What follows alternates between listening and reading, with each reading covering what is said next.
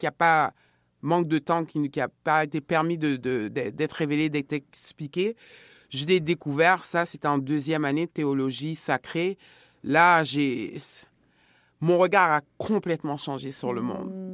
Et le monde naturel, et le monde surnaturel, et la société, et les systèmes. Franchement, je peux te dire maintenant, Véronique aujourd'hui et Véronique il y a 15 ans, s'il y avait une machine à reculer dans le temps, j'irais me voir il y a 15 ans et je me dirais... Qu'est-ce que tu fais là? Ouais. Sors douter. Sors de ce volet-là et speed up the process. Va à Proaction.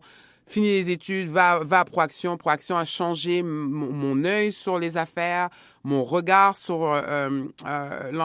l'entrepreneuriat et le monde des affaires conventionnelles tel qu'on le connaît complètement.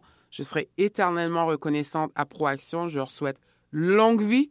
Ça m'a permis de briser un stigmate qui pèse sur nous, afrodescendants, qui sommes nés ici. On est nés ici, on comprend la culture à un certain degré, mais on ne la saisit pas pleinement. Et cette école de gestionnaire m'a permis de saisir ce qui a échappé à mes parents, ce qui échappe à plein d'entre nous encore aujourd'hui. Mais mon cours de théocratie sacrée, je dirais, c'est les deux, là, ils sont vraiment connectés. C'est-à-dire que au niveau concret terrestre, j'ai toutes les clés grâce à Proaction. Et au niveau spirituel, parce que tout ce qu'on voit, même concret, là, le micro dans lequel je parle, la table sur laquelle mes choses reposent et tout, c'était dans l'esprit de quelqu'un, ça, avant. Il y a un pont qui s'est fait entre l'esprit, l'invisible, pour que ça arrive là en matière... Et tant qu'on ne comprend pas ça, on est toujours... on est toujours... Dans un cycle ou dans une idéologie de... Je dirais qu'on est un peu en posture de proie face à ceux qui comprennent et qui tirent les ficelles et qui savent comment jouer avec ça. Qu'on soit chrétien, qu'on soit mystique, qu'on soit athée, qu'on soit ce que vous voulez. Donc, tu peux confirmer que le 3/4 des relations aujourd'hui que les gens vivent, qui sont pas fonctionnelles ou qui les brisent émotionnellement, que je parle de relations sociales, familiales, émotionnelles, sentimentales et relations individuelles aussi. On l'oublie souvent. La relation avec toi-même, là, elle vaut beaucoup plus. Sinon, sans ça, tu peux pas avoir une vie sociale, une vie familiale, puis une vie spirituelle. Absolument. Tout à l'heure, tu as utilisé un terme que j'ai vraiment kiffé. Je vais l'adopter, OK? Investir sur soi. T'as dit, Capital humain. Merci. Capital humain. Ouais. Ça, franchement. Ouais. C'est un plus. Moi, je dis les gens, là, qui sont super croyants, là, qui sont religieux, là, investissez en vous. Allez à l'église, do what you gotta do. Moi, je suis pas là pour dire aux gens de plus d'aller à l'église. C'est pas mon devoir de faire ça. Parce que je crois qu'on a un timing, on a une heure, on a une saison qui nous dit de déclencher et puis qu'on prend qu'est-ce qu'on a appris et puis qu'on va de l'avant avec. Ça, c'est tout dépendant de si t'es quelqu'un qui est fonceur, si t'es quelqu'un qui marche avec le temps aussi. Ouais. Et il y en a d'autres qui marchent avec le vibe. Ouais. Donc, si t'es un suiveur, vas-y, suis. Si t'es un leader, bâtis du monde, construis du chemin, trace des chemins. Puis, en passant un message, je veux passer aux personnes qui sont leaders ou soi-disant leaders ou qui essayent d'être leaders ou qui ont le sentiment de leader. Tracer le chemin pour autrui, c'est pas facile. Non. Les mêmes personnes que tu traces le chemin, c'est même les mêmes personnes qui vont te foutre à terre. C'est ceux qui peuvent t'amener à l'abattoir souvent. Exactement. Ouais. Puis, ils vont te mettre un bâton de l'avant. Puis, regarde, moi, je vous le dis, moi-même, en faisant certaines activités, en participant dans plusieurs affaires, je le constate.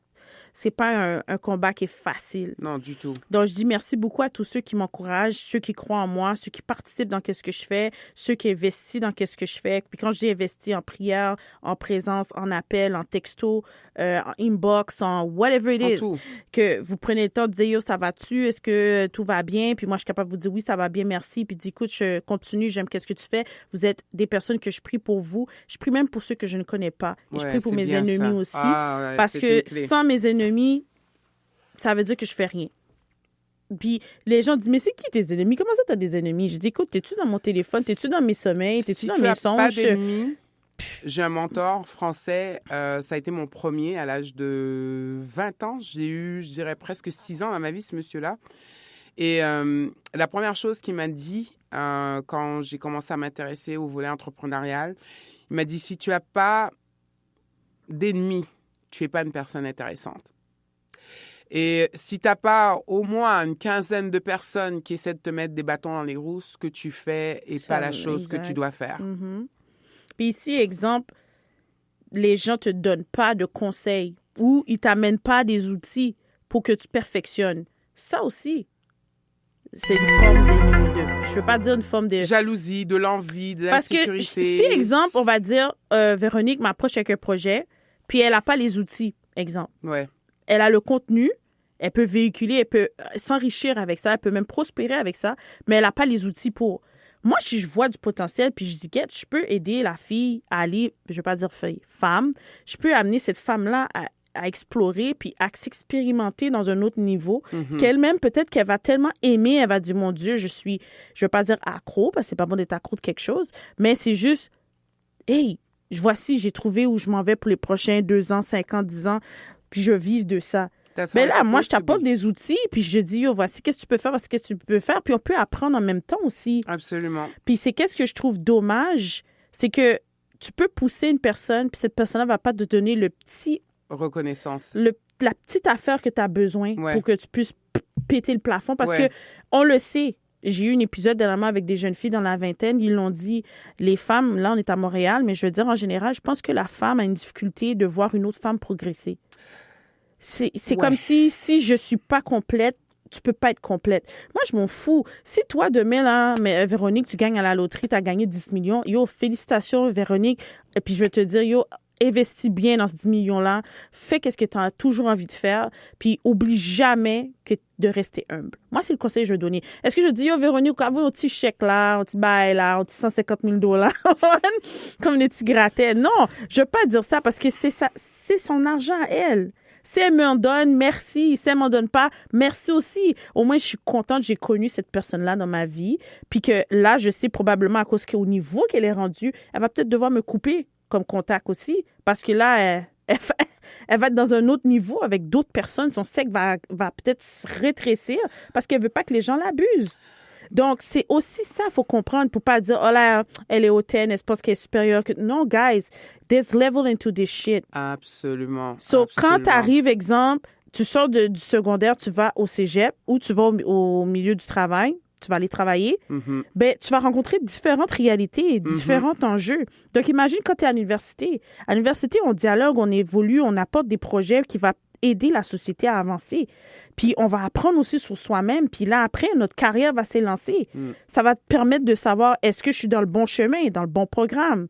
Donc, c'est là l'optique du pourquoi que chaque échelon que tu vas prendre dans ta vie, anyway, tu dois en prendre. Malheureusement, il y en a qui restent dans le même.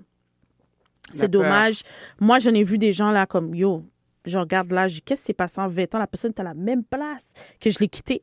Puis, est-ce que ça veut dire que c'est une mauvaise personne pour d'autres? Non. Moi, je trouve que cette personne-là peut-être ne veut même pas évoluer ou n'est pas encore arrivé à un pic pour qu'il évolue. Il y a beaucoup d'hommes, on ne va pas se le cacher, ils évoluent tellement depuis qu'ils ont leur premier enfant. Oh my God, c'est comme si là, il dit, la vie a changé, something changed, something is up. And it did change. Exactly. Il y a des femmes qui changent aussi dès leur premier enfant. Il y en a qui changent à leur mariage. Il y en a qui changent après leur première relation amoureuse qui était bénéfique, parce qu'on ne va pas juste parler de qu'est-ce qui est maléfique du fait que la relation n'était pas fructueante. Mais je veux dire, si je regarde présentement puis j'analyse la société d'aujourd'hui, en tant que personne qui étudie en plus dans différents créneaux, puis que j'aime beaucoup le droit, j'aime la sociologie, j'aime la psychologie, j'aime la criminologie aussi. J'adore. My God. Si j'aime tout ça, c'est parce que, écoutez, un ne va pas sans l'autre. On dit que la psychologie ne marche pas sans la criminologie. Donc, tu peux pas être un criminel qui ne sait pas ou comprend pas ton essence du pourquoi ton cerveau te déclenche à agir d'une façon. It makes no sense. C'est pour ça qu'on dit une personne qui t'aborde, c'est pourquoi qui t'aborde. Toujours. Vibe, énergie. Toujours. Toi, tu reçois cette personne-là. La première impression, c'est toi qui dois savoir qu'est-ce que tu vas faire avec. Respecte la première impression que tu reçois d'une personne. Ça, c'est Yo, super me, I'm important. telling you, if I knew certain things, il y aurait des personnes que j'aurais jamais fréquentées, j'aurais jamais parlé, j'aurais jamais abordé non plus. To me equally. Il y en a qui vont Franchement. dire c'est la naïveté. Et puis en vitimiologie, un autre cours que j'ai pris le temps de connaître, qui explique que c'est parfois on projette les attitudes et les comportements qui attirent des personnes pour qu'on devienne encore victime. Oui, Puis il y a la victime, on peut être victime de manière multiple aussi. absolument. Donc, par le parler, par les agissements, par l'environnement aussi que t'es. Absolument, Et absolument. on va pas le cacher. Il le parle souvent psychosocial aussi. Les parents. Nos parents, la famille peut être toxique à ton évolution personnelle.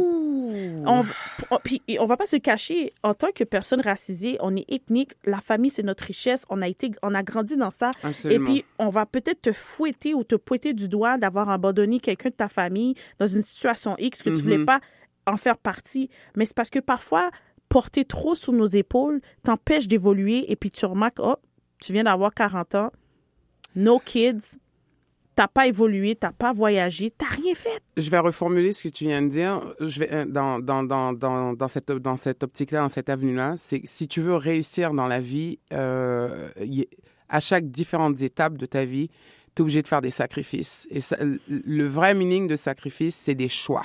OK? Il y a des gens que tu es obligé de laisser partir, c'est pas parce que tu les aimes pas,